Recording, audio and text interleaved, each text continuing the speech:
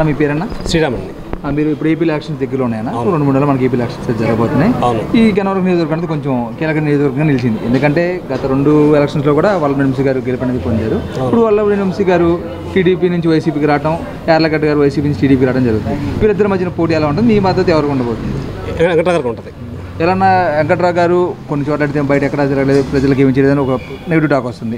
వంశీ గారు లోకల్లో తిరుగుతున్నారని ఒక టాక్ వస్తుంది. మీ ఉద్దేశం ప్రకారం ఆయన ఎలా ఉందంటారు? వెంకటరావు గారు మంచోళ్ళండి, సంస్కారవంతుడు, నీతిమంతుడు. అంటే అనవసరం ఖర్చు పెట్టాడు, అవసరమైతే ఖర్చు పెడతాడు ఆయన. కాబట్టి ఆయన గెలుస్తారు కంపల్సరీగా. మాకు మంచి నాయకుడిని ఇచ్చాడు బాబు గారు మాత్రం. మాకు ఆయనకి మేము సపోర్ట్ చేస్తాం. ఆయన గెలుస్తాడు. 30,000 పైన మెజార్టీ వస్తుంది కంపల్సరీగా. ఒక రావణపాలెంలో 6,000 మెజార్టీ పైన వస్తుంది ఆయనకి. అదే గత ఎలక్షన్లో చూసుకున్నట్టయితే తక్కువ మెజార్టీ అని చెప్పాలి వంశీ గారికి వచ్చింది. 900 మెజార్టీ ఇది వంశీ గారు గెలిచారు. ఇప్పుడు మీరైతే కనుక వెంకటరావు పక్కా వెంకటరావు గారు. మీకు వంశీ గారు ఎందుకని వద్దనుకుంటున్నారు? వద్దండి, అది వద్దు అసలు మాట్లాడు కూడా వేస్ట్. సరే, జగన్ పరిపాలన ఎలా ఉందండి 4 సంవత్సరాలు?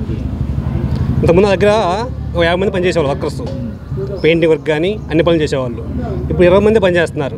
అర్థం చేసుకుందాం పెట్టి మీరు ఏంటో. ఇంతకుముందు కాస్ట్లీ బట్టలు వేసేవాడిని, ఇప్పుడు చూడండి బట్టలు ఉన్నాయో అర్థం చేసుకోండి. ఇంతకుముందు గడ్డ పెంచుకుంటున్నాను. నాకు అర్థం ఏంటి? అదే మీ ఓటు అయితే యార్లగడ్డ గారు సపోర్ట్ తప్ప ఆయన గెలుస్తారండి. పిలిస్తే పలికే నాయకుడు అంటారు వెంకటరావు పక్కా. మీకైతే సపోర్ట్ చేస్తూ ఉంటారు. వెంకటరావు గెలుస్తారు. కానీ చిన్న వినపం ఏంటంటే నాకు వెంకటరావు గారికి నా ఈ మీడియా ద్వారా వినపం చేస్తున్నాను. ఎవరైతే ఫస్ట్ నుంచి వైసీపీలో ఉండి టీడీపీకి వస్తామంటున్నారో వాళ్ళు తీసుకోమంటున్నాను. కానీ మనదాకా టీడీపీలో ఉండి మళ్ళీ పార్టీ ఇదే అధికారం కోల్పోయిన తర్వాత ఆ పార్టీలోకి వెళ్ళి మళ్ళీ వస్తామని కాల్ చేస్తున్నారో వాళ్ళ మంది తీసుకోవద్దు అంటున్నాను నేను.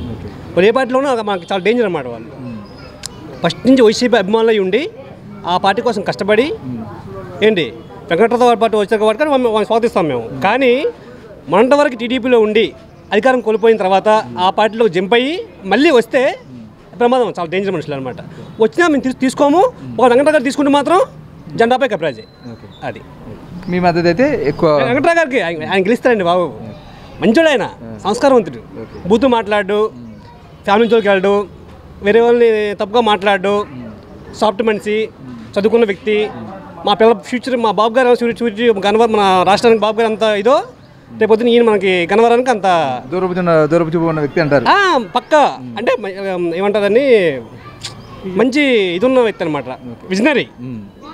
కాబట్టి గెలుస్తాడు ఆయన. మంచోడండి బాబాయ్.